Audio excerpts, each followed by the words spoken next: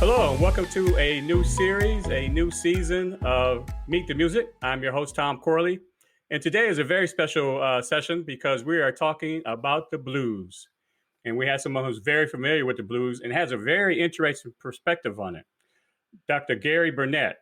Dr. Burnett is the author of Gospel According to the Blues.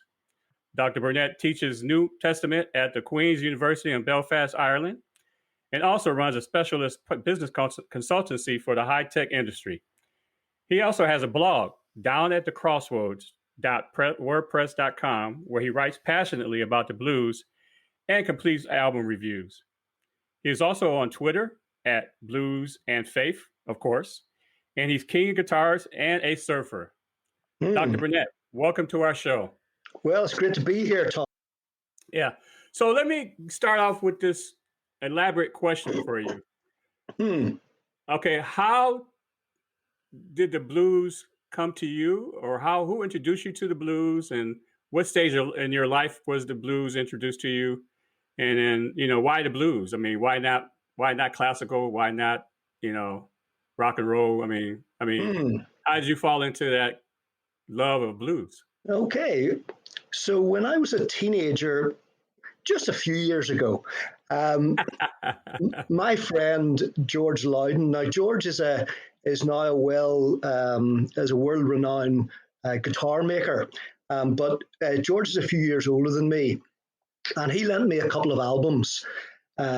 First of all, Decca's World of Blues Power, which featured bands like John Mayall's Blues Breakers, Savoy Brown, 10 Years After. And I had never really been into the sort of pop music that my school friends liked. I'd kind of like, Bob Dylan and Johnny Cash and so on. But this blues music just seemed so different. It was more urgent. It was more authentic. And then I listened to the other album, the one by Sonny Terry and Brownie McGee. They are two acoustic bluesmen. One's a guitar player, one's a harmonica player. And I guess I was kind of hooked. But in saying that, life kind of gets in the way, and it probably wasn't until the mid 1990s that I really started taking the blues seriously. I went to hear an artist called Eric Bibb in concert. Now, Eric is a wonderful acoustic blues artist, and he played his own songs and some old blues songs. And as he talked about the songs in between, I began to realize there was real history. There were stories behind this music. And that's, I guess, when I started to listen more widely and more carefully. Not jazz scene, I'm sorry. A heavy blues scene in Ireland or in Europe? Yeah, there is. There's a very lively blues scene in Europe. We've had some fantastic blues artists here. Of course, everyone knows of Van Morrison, who is not an out-and-out blues singer, but a lot of his music influenced by the blues. We've had a couple of really wonderful guitar players like Gary Moore, who come from Ireland. So there's a very lively blues scene here. We've got a great young artist here called Grania Duffy, who's got a new album out called Voodoo Blues. She's fantastic. So yeah, there's a lot happening in the blues in Ireland. Yeah. So what was the spark to write about the blues? Well, I suppose I'd been... to be honest, I suppose I've been thinking about the way in which Christian faith has something to say about the issue of justice in the world. And so it seemed to me from my listening and reading that a good way into exploring that was really the social history of the blues. Because when you look back to the early decades of the 20th century, when the blues began to emerge, the blues really were the artistic response to the suffering and the injustice that was going on in the lives of African Americans in the American South, living under Jim Crow. So that really provided, that really sparked my interest. And so when I wrote my book, it was really exploring those issues of justice and so on. That for me, Christian faith is something to say about. But obviously, the book goes into in some detail the genesis of the blues in that situation of African Americans in the American South. So, what's the magic of the blues? I mean, to you? Well, I think the magic of the blues really is the fact that it is such emotional music. In many ways, it's very simple in form, but it's very deep in emotion, and that's really because of the of what it was in the early days. It rose out of this deep, heartfelt cry of anguish, if you like. Now, a lot of the blues songs are about romantic love. Excuse me, and my baby done left me, and faithless men, faithless women, but in saying that, there is something there that arises from the historical situation in which African Americans found themselves. So there is that deep sort of emotional component to the blues.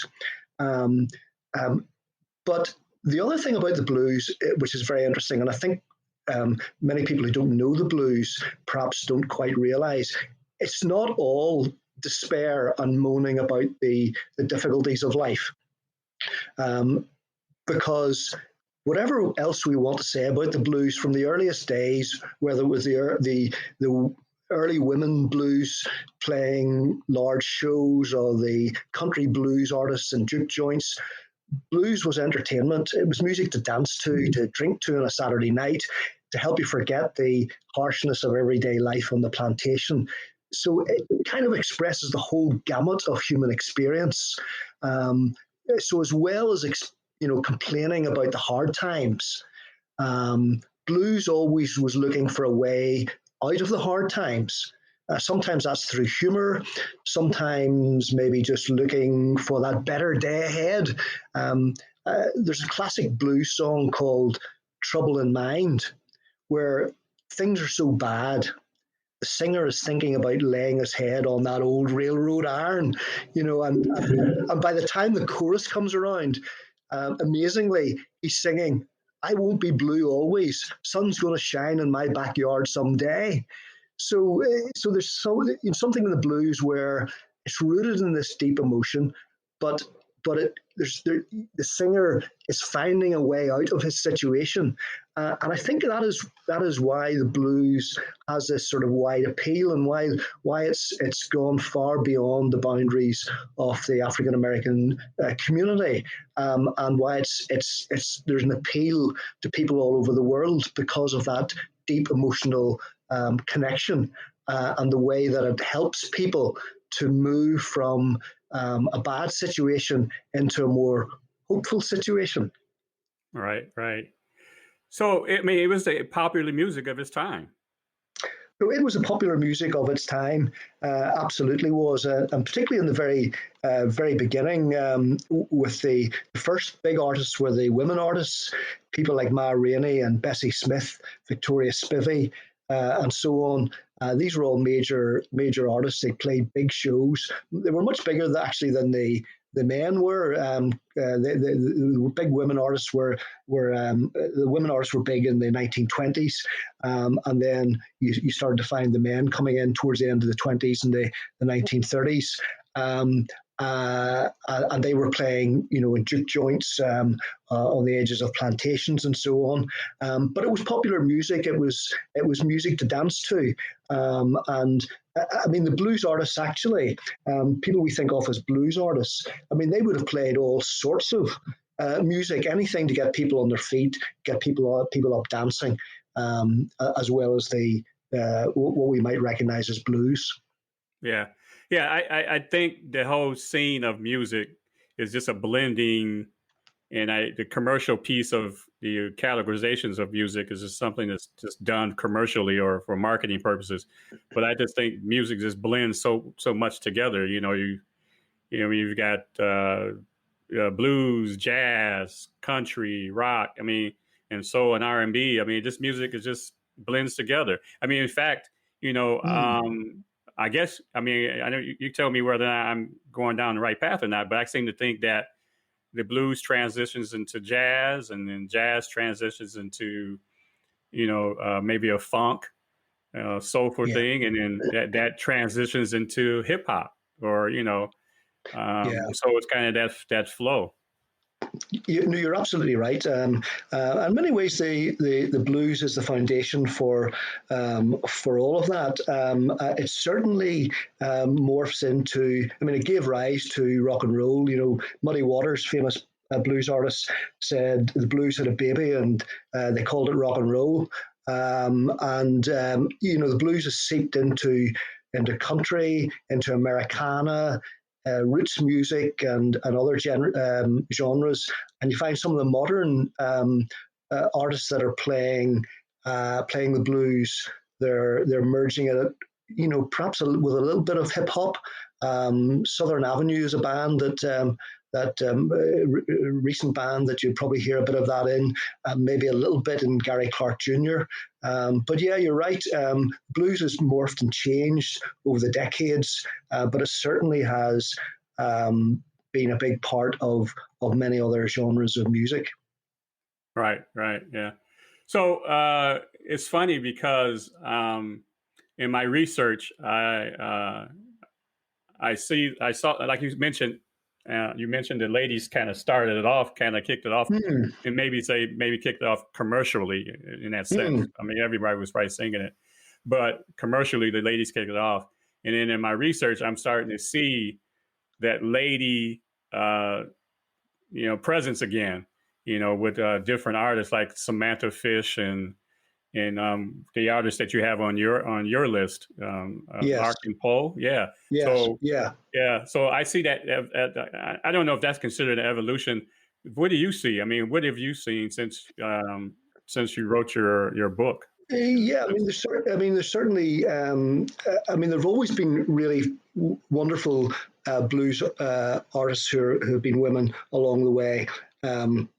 Memphis Minnie would be one. As you go forward, you have Sister Rosetta Tharpe, maybe more of a gospel artist, but that gospel component of the blues is one that's been very consistent throughout the year. So Sister Rosetta Tharpe. Then you go forward and you find somebody coming through in the 1970s like Bonnie Raitt, who has been very influential over the years. But then right up to date, and you've got Susan Tedeschi, who is in the Derek Trucks band, plays with her husband Derek Trucks, fantastic artist. Yes, Samantha Fish for sure. Joanna Connor, another, amazing guitar player.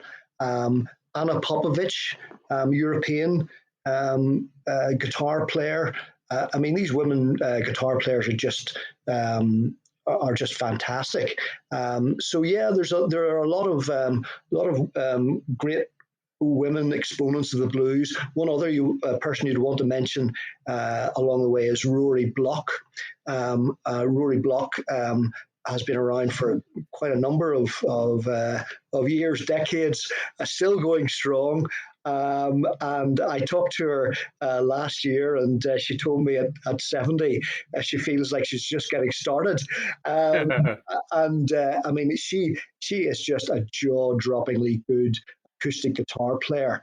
And she's got if anybody wants to find a way into the blues and some of the early artists, she has a series of tribute albums where she plays the songs off Robert Johnson or the songs off Skip James and so on, and she's quite a good place to start. But yeah, there's no shortage of women who are talented artists these days. And I think, to be truth, there has never been. It's just that the music industry quite often is just very androcentric, and doesn't recognize them as much as they perhaps should be. Right, yeah. So yeah, so after the end of the show, I'll have a contextual list of all the people you name dropped on YouTube, so people to get a taste of it, because that's what will happen for me. That I'll research further, kind of go down the rabbit hole of finding out who these people are and listen to them. But so are you a guy, since you've fallen into this blues thing? Are you a guy who looks at the liner notes and follow the path of the musicians that are on these albums? Yeah, of course I would, and because essentially I'm a writer and a music writer, I really need to know. The history of the artists and the history of the music and the background to a particular album. I would do a lot of album reviews, and then quite often I would interview the artist about if they have a new album out. And of course, I want to be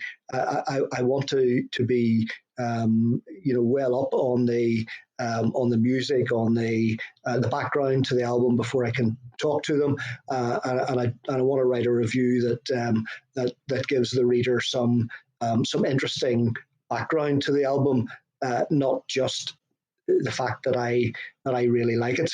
Yeah, right. Yeah, and that's key. I mean, people look for that contextual, content of before they. I mean, well, in the sense of when they listen to it, they just want to.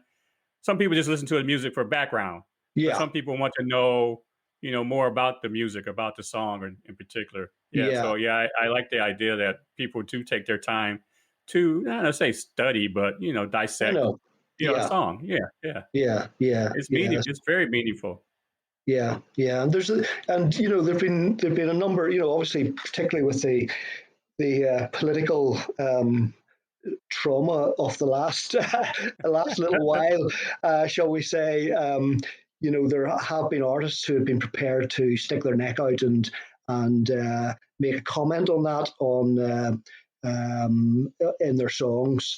And that's kind of interesting, and because that impinges, I think, on that's something that down at the Crossroads we want to comment on. You'll find comment on sometimes on songs like that where an artist has been prepared to make a comment on current events. And it's important, I think, that artists do that, and many of them are indeed prepared to do that. Yeah. So you said you've been to Detroit maybe once or something like that, but how is your bucket list of blues festivals? Are they all checked off? No, by no means, and obviously the current pandemic state of the world doesn't help any of that. Excuse me, but I had the opportunity a couple of years ago with a couple of buddies to make a bit of a road trip into Mississippi. So we started off in Memphis and made our way down Highway 61 to see some of the sort of the sites of blues history, and that area, of course, is absolutely drenched in history. It's where the blues, in many ways, started off. That Mississippi Delta, where African Americans toiled in the early decades of the 20th century in terrible conditions. And it was that really gave rise to the blues. So it was a wonderful thing to go there and see, the plantation that Muddy Waters worked on, and so on and so forth, and just get a feel for what the land, the territory is like. Yeah. Have you been able to make it to like a Chicago Blues Fest? I haven't, but yeah, that would be great to be able to do that. So one of these years. Yeah. Is there a big festival in the Europe area for blues? Yeah, I mean there are all sorts of festivals right across Europe, and a lot of American artists come across and play every year. There's a big festival usually takes place in London. I think around about October November time.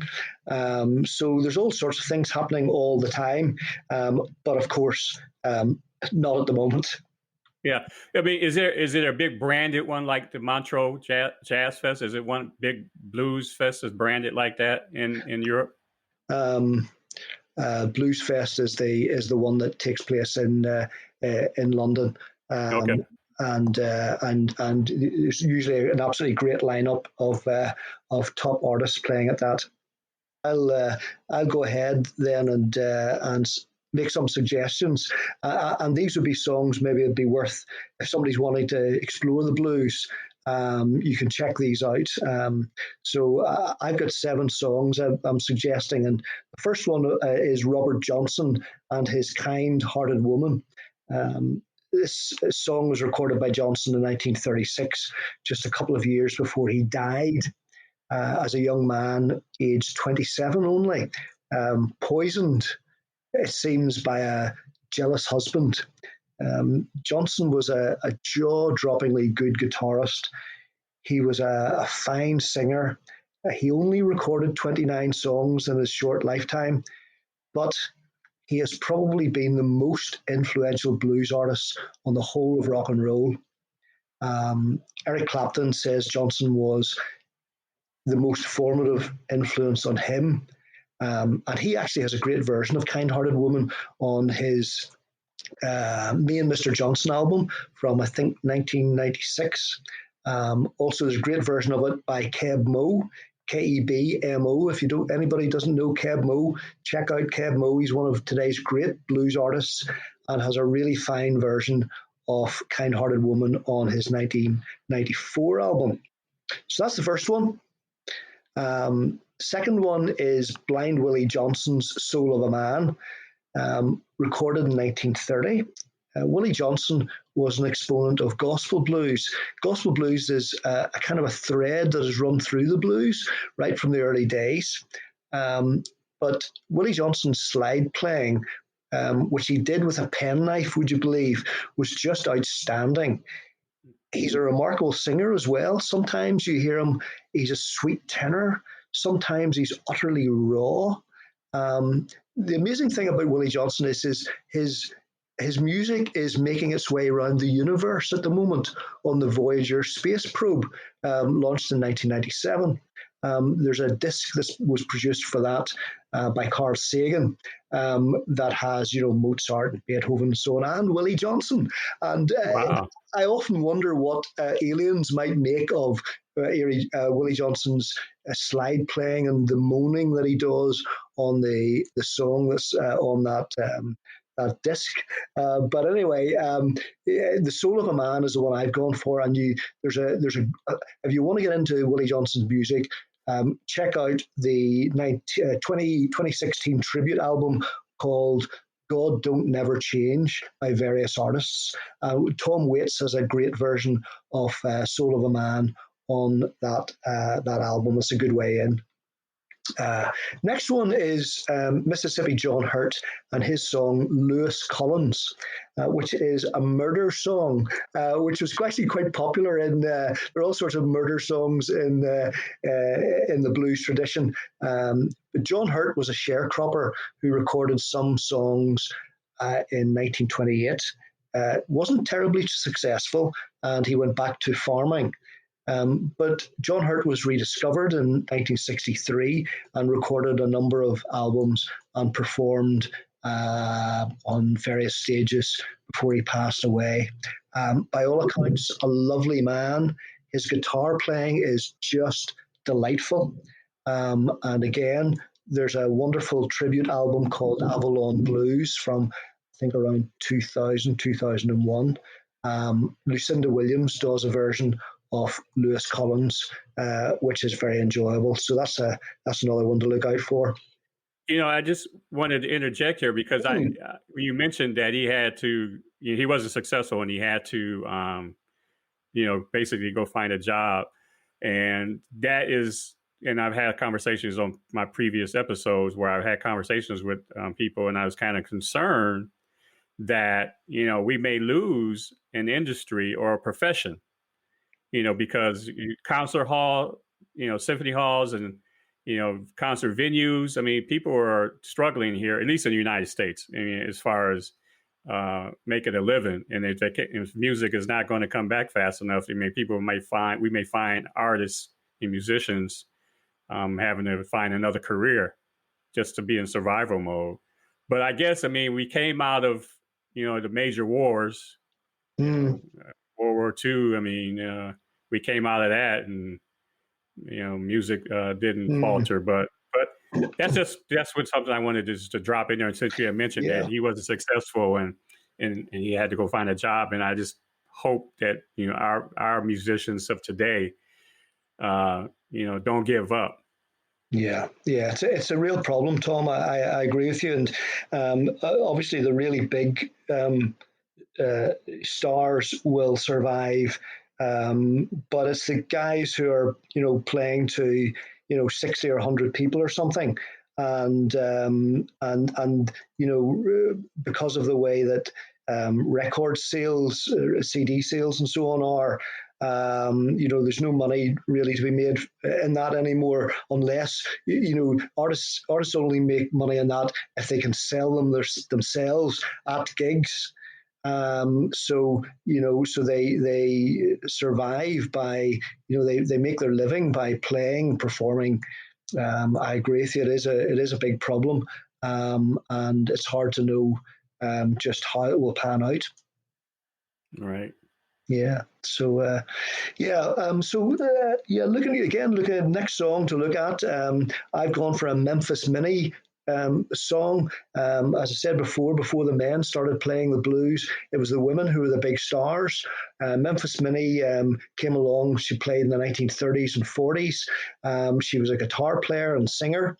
And the poet Langston Hughes described her electric guitar playing as a musical version of electric welders plus a rolling mill. So that was really something must have been something to hear.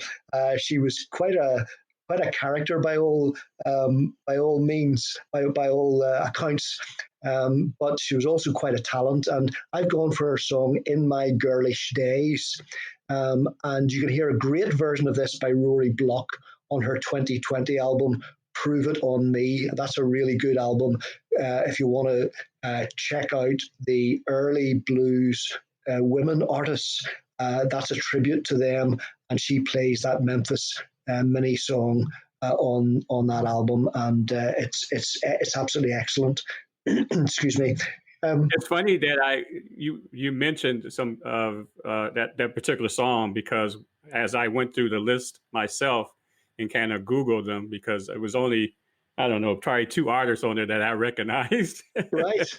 Okay. that I was only familiar with. So I, of course, did the YouTube thing, and I saw different versions of that song, and I listened to quite a few of them. Yes. It's a pretty good cover. I mean, they were pretty good covers of that song. Yeah. I mean, I think Bonnie Raitt might have one as well, actually, of that. The next one I want to go for is B.B. King. You really couldn't have a list of top blues songs without B.B. King being there. And of course, The Thrill Has Gone is his signature tune. It's actually the ringtone on my phone. Because the introduction is so distinctive.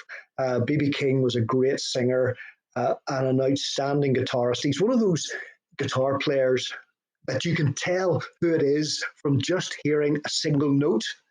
And this song is on a number of albums, but there's a 2006 album of the same name, along with a number of other great B.B. King numbers. B.B. King is just just blues royalty, and you need to check him out. Yeah, you mentioned that him being a great guitar player, and you're a guitar player, so I have to ask you this question. I mean, well, not ask a question. I had to observation. Yeah, it's very interesting that you can have an instrument, and it can represent, depending on how you play it, it can represent different categories or styles of music. Depending on where your fingers are at, you can get a country sound out of it. You can get a blues sound out of it. You can get a jazz sound out of it. And it's just interesting in how, that one instrument can give you a scale of different sounds. Oh, absolutely. The guitar is very versatile, and of course, if you talk to any guitarist, they'll tell you that it's very important not just to have one guitar, but you've got to have many guitars, because each one will give a slightly different approach to the music that you're playing. So guitarists often have what people call gas syndrome. So that's a guitar acquisition syndrome. Okay. So okay. Guitarists, of which I am one, love to acquire different new guitars, and they want to slip them into the house while their wife isn't looking. So B.B. King, he was a great guitarist. The next one I want to go for is Muddy Waters. And his Hoochie Coochie Man. Muddy Waters, of course, is another person that you really couldn't have a blues list without having Muddy on it. He recorded this song in 1954. He was known as the father of Chicago blues. He was a Mississippi sharecropper who moved to Chicago in the 1940s, and it was him who really popularized electric blues. He's been a hugely influential figure, not only in blues, but in rock and roll. People like the Rolling Stones will look back to Muddy Waters as being a formative figure in their development. And in this song, Hoochie Coochie Man, there's an insistent riff that drives it. And it really is one of the most famous in all blues music. So that's a must listen to song. Eric Clapton actually has a great version of this song on his 1994 From the Cradle album. So that's Muddy Waters. Trying to make me go back and listen to it again. yeah, that's a good one. The next one I want to mention is the Allman Brothers. The Allman Brothers album At Fillmore East from 1971 is an iconic album from that era. And they do a song on that called Statesboro Blues, which is actually an old Blind Willie McTell song. Blind Willie McTell, not to be confused with Blind Willie Johnson, although the two were contemporaries and actually they did play together. But Blind Willie McTell, actually Bob Dylan has a song in which he says, nobody sings the blues like Blind Willie McTell. And Statesboro Blues is just a classic song. And the Allman Brothers version has become really a quite definitive version of the song, and rightly so. Duane Allman's fabulous slide guitar playing is just wonderful, and that is, a classic song. My seventh and last song, really brings us right up to date with Larkin Poe, and it's a song called "God Moves on the Water." From their album from last year called Self-Made Man. Larkin Poe were two really exceptionally talented sisters, Rebecca and Megan Lovell. They are both amazing guitarists, wonderful singers, fantastic harmonies, and they really bring the blues up to date with their own compositions and the way in which they cover old blues songs. and they really are one of the most exciting bands that you will ever see live. This song, God Moves on the Water, is an amended version of an old Blind Willie Johnson song, but it really brings it right up to date. So those are my selections. If anybody wants to try dipping into the blues. Yeah. I thank you for sharing that list because, like you said, it'll be a good introduction to these selections. But Larkin Poe, I listened to that, and I never heard of them. They were, of course, one of the ones I was mentioning that I was unfamiliar with. Yeah. And I'm so happy that you put that on the list because it opened up a new world to me because I just went, I mean, of course, YouTube. I went one after another listening to them, and I was captivated. Yes. And I don't want to insult them, but they are great guitar players, and they are, especially the side guitar. Yeah. I mean, I was so thrilled. I mean, that she was performing at a high level. I mean, and singing is passionate. Yeah. You know, and I was just all in. Yeah.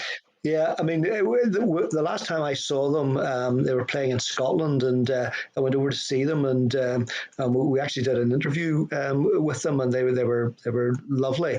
But in the concert, in the gig, I mean, Megan Lovell, the slide guitarist.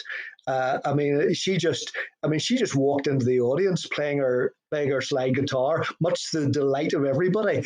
I mean, it was just absolutely fantastic. They were, electric in their performance. Yeah. So yeah, they're going to be an act I'm gonna follow. I'm gonna try to see if I can catch them because here in Michigan we have quite a few blues festivals, and I'm only a 4-hour drive to Chicago. Yeah. So, and that's a pretty big blues scene there. Yeah, it is. Yeah. Well, Dr. Burnett, thank you so much for your time, and it's been very valuable learning lesson. And I wasn't sure it wasn't one of your usual lectures, but I appreciate you taking the time to share all that knowledge. Tom, it's really absolutely lovely talking to you, and I really look forward to being a regular listener to the podcast. And I'm going to go back now and catch up on the ones I've missed. Yeah. Now, keep in mind, some of them were kind of rocky from the beginning. I think I finally found my flow after the 8th one. Okay, all right. Well, the guests are very knowledgeable, and the guests are very informative.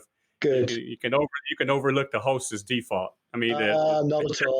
Not at all. No, you've been a lovely host today. I appreciate it, and thank you for the opportunity for having a chat about the blues. No worries. Thank you, sir. So that was a great episode with the blues with Dr. Gary Burnett.